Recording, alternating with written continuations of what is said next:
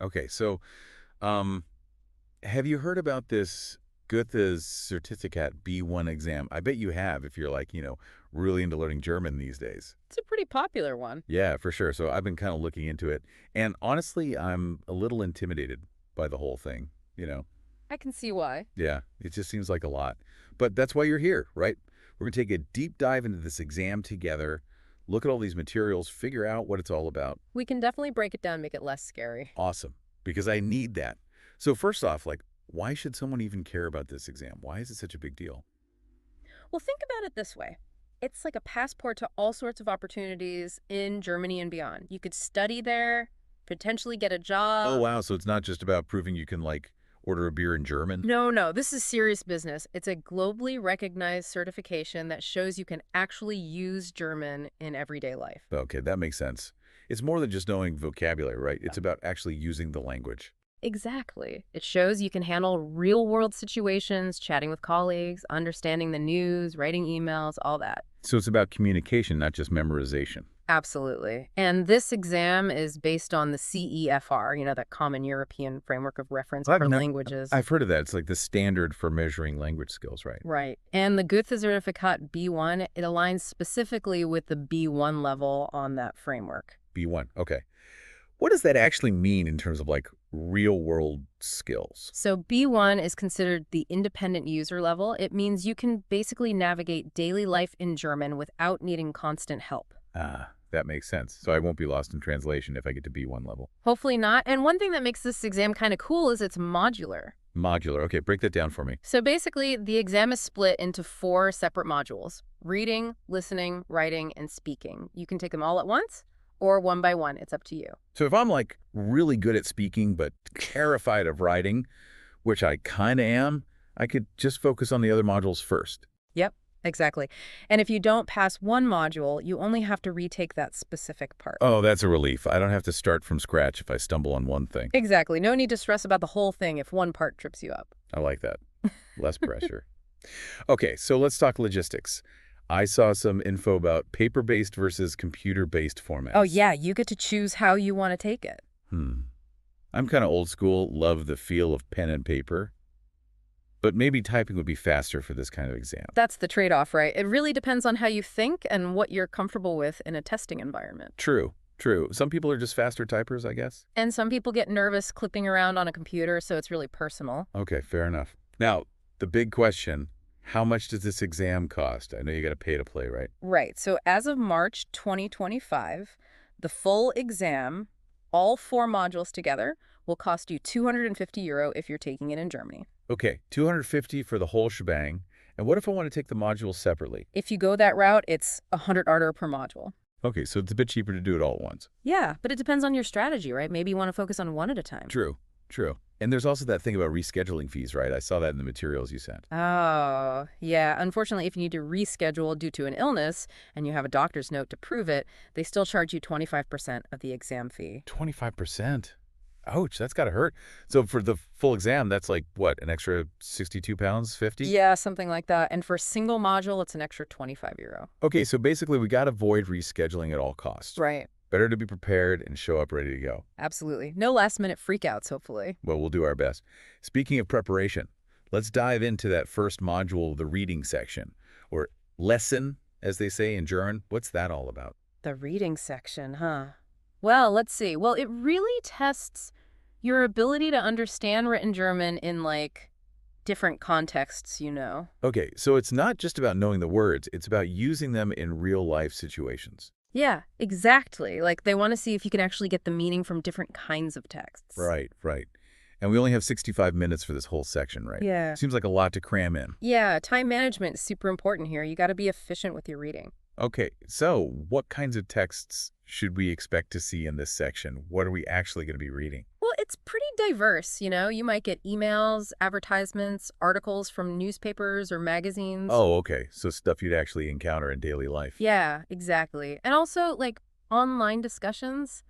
Those forum threads where people debate stuff. Oh, yeah, I can see those getting kind of tricky. And even things like instructions or official announcements. Yeah. Stuff that's very direct and to the point. Wow, so they really throw everything at you, huh? They try to make it realistic. like you're actually living in a German-speaking environment. That's cool, but also a bit daunting. I'm starting to understand why this exam has a reputation. Yeah, it's not a walk in the park, that's for sure. But it's definitely achievable with the right prep. Right, right. So within this reading section, we have 5 different tasks to tackle. What kind of challenges do these tasks throw at us? What are we actually asked to do with these texts? So you might get like true or false questions about a short email or message, which sounds easy, but you gotta pay attention to the Yeah, details. I can see myself messing that up if I'm not careful. Or imagine trying to match advertisements to people's needs, like finding the right apartment for someone who wants a pet-friendly place. Oh, that sounds kind of fun, actually. Like a puzzle. It is a bit like a puzzle, yeah. Yeah. And then there are tasks where you have to figure out people's opinions from an online discussion, like who's arguing for what. Oh, man. Those can be tough, even in English. I'm starting to get nervous just thinking about it. It's all about reading between the lines, picking up on those subtle cues. Okay, deep breaths. So, any strategic reading tips you can share? How can we make the most of that limited time and actually understand what we're reading? One thing I always tell people is preview the questions before you dive into the text. Get a sense of what you're looking for. Ah, so you're not just reading aimlessly, you're reading with a purpose. Exactly. And don't freak out if you see a word you don't know. A lot of times you can figure it out from the context. Right, right. Don't get bogged down by every single word. And honestly, skimming and scanning are your best friends in this section. You don't have time to read every single word carefully. Okay, so it's more about finding the key information quickly. Yeah, it's a different kind of reading than like enjoying a novel. It's more strategic. Gotcha. Skimming and scanning. Got to practice those skills. Yeah. Okay, let's move on to the listening section. Hören in German. This is the one that always makes me sweat. It's definitely a challenge, yeah. I just feel like my brain freezes up when I have to process spoken German, especially under pressure. I get it. It's a lot to take in. So what are we up against here? What kind of listening challenges should we expect? So it's all about testing your understanding of everyday spoken German, right? Okay, so like real-life conversations and stuff. Exactly. Things like public announcements, phone messages, those casual chats you overhear, even bits from radio programs. So it's a mix of different styles and situations. Yeah, they try to cover a lot of ground. And the challenge is, it's not just recognizing words, it's about understanding the context, the tone, the speaker's intention. Right, right. It's about getting the whole picture, not just the individual words. Exactly. Like you got to be able to read between the lines, even when you're listening. Oh, man, that adds a whole new level of complexity. Yeah. What was the toughest thing for you about this section when you first took the exam? Honestly, it was getting used to different accents and speaking speeds. Like, you might hear someone speaking very clearly and slowly, and then the next recording is super fast and colloquial. Oh, yeah, I can totally see that throwing me off. It's like when I first started watching German movies without subtitles, I was so lost. It takes time to train your ear, but it's definitely doable. Okay, good to know. So the listening section is 40 minutes long and have 4 parts, right?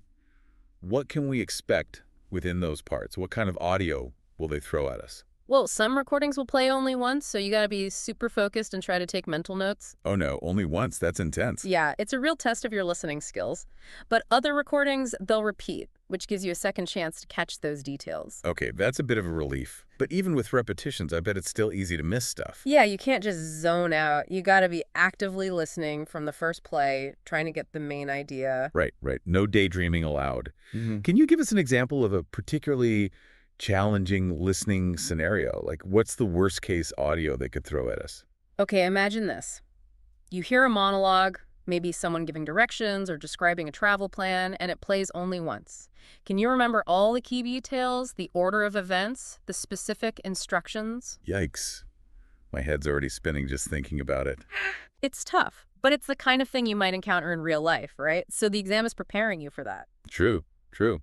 Okay, so how do we survive this auditory onslaught?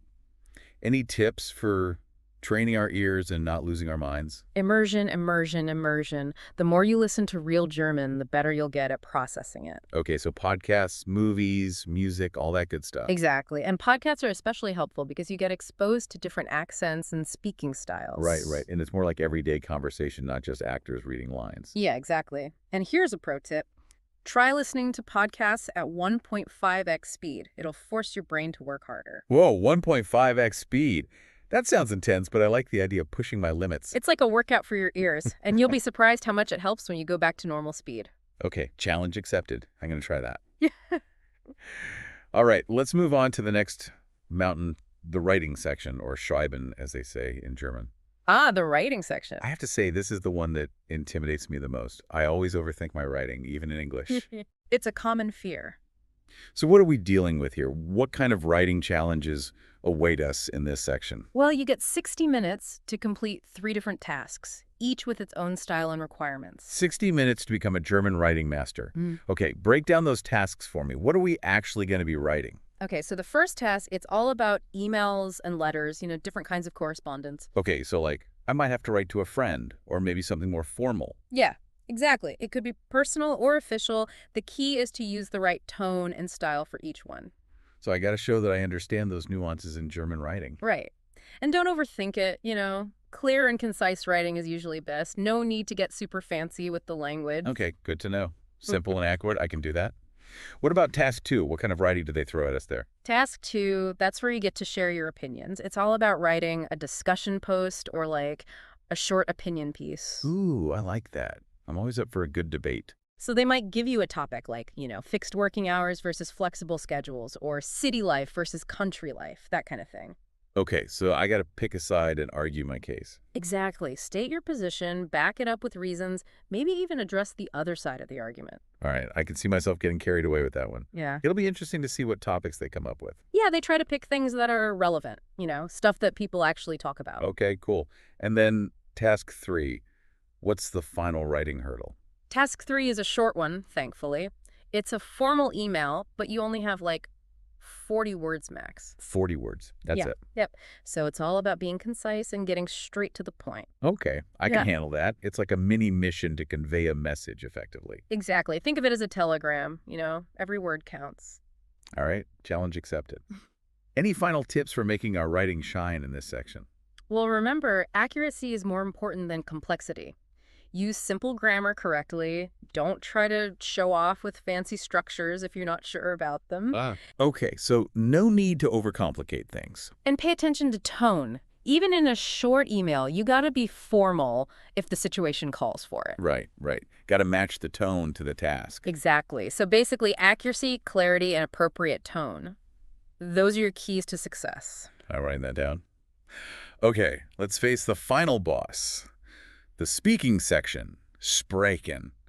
This one always feels like the most nerve-wracking part. I can see why. It's like you gotta perform right there on the spot. Yeah, and in German, it's one thing to practice speaking, it's another to do it with an examiner watching you. I get it. It's definitely a different kind of pressure. So what makes this section so challenging? What are we really up against here?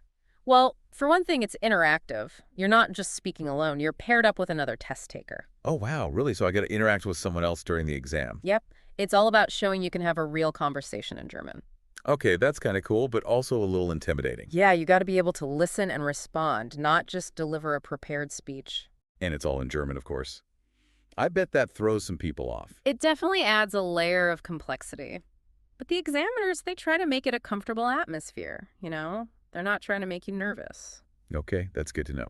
So tell me, what exactly are we supposed to do in this speaking section? What kind of tasks do they throw at us? So there are 3 tasks, right? The first one is all about planning something together with your partner. Okay, like we're a team working on a project. Yeah, exactly. And the examiner will give you a scenario like planning a trip or organizing a party or something. Sounds fun, actually. Yeah. Like a collaborative brainstorming session. It is a bit like that, yeah.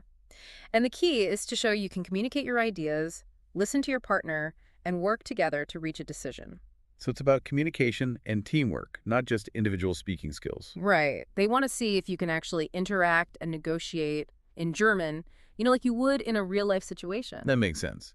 It's not just about speaking perfectly. It's about being able to actually communicate and get your point across. Exactly. And then task 2, that's where you get your chance to shine individually. Okay, so what do we do in task 2? It's presentation time. They'll give you a topic, and you get about 15 minutes to prepare a short presentation. Okay, so I got to gather my thoughts and organize my ideas in German. Yep. And the topics can be pretty diverse. It could be current events, social issues, cultural differences, even personal experiences. Sounds like a mini TED Talk in German. I'm already thinking about what topic I'd choose. The key is to pick something you're actually interested in, something you can talk about with passion. Right, right. If I'm bored with the topic, the examiners will probably be bored too. Exactly. Enthusiasm goes a long way. Okay, so I give my presentation, I try to wow the examiners with my German skills, and then what? What's the final challenge in task 3? Task 3 brings you back to that interactive mode. This time, it's about discussing your partner's presentation. Okay, so I got to listen carefully and engage with their ideas. Yep. You'll give feedback, ask questions, and the examiner might throw in some questions too, just to keep things lively. So it's a chance to show that I'm not just a good speaker, but also a good listener. Exactly. They want to see that you can understand and respond to what someone else is saying. All right, it's all starting to make sense now. It's like they've designed this whole speaking section to mimic real-world interactions. Yeah, that's the goal, right? To see if you can actually use German to communicate and connect with other people. I like that. It's not just about grammar rules and vocabulary lists. It's about actually using the language to do stuff. Exactly. So don't get too hung up on perfection. Fluency and clarity are more important than speaking without a single mistake. Okay, that's a good reminder. I tend to get flustered when I mess up, but it sounds like the examiners are more interested in the overall flow of the conversation. Exactly. They want to see you communicate, not just recite memorized phrases. Awesome. So we've covered all 4 modules: reading, listening, writing, and speaking. What's the one piece of advice you'd give to anyone preparing for this exam? What's the secret sauce, so to speak? Honestly, it's a combination of things, right? You got to do targeted practice with mock exams so you get used to the format and the time pressure. Okay, mock exams are crucial. Got it. But beyond that, it's about immersion, making German a part of your daily life as much as possible. I love that idea. It's like you're not just studying for an exam, you're living the language. Exactly. So listen to podcasts, watch movies, read news articles, even try thinking in German sometimes. That's a good one. I catch myself thinking in German sometimes when I'm really focused on it. Yeah, it's a good sign. It means you're starting to internalize the language. Okay, so lots of practice and lots of immersion. Makes sense. And don't be afraid to make mistakes, right? Oh, absolutely. Mistakes are part of the process. It's how we learn and improve. True, true.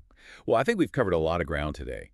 We've dissected the exam format, explored each module, and even uncovered some secret strategies.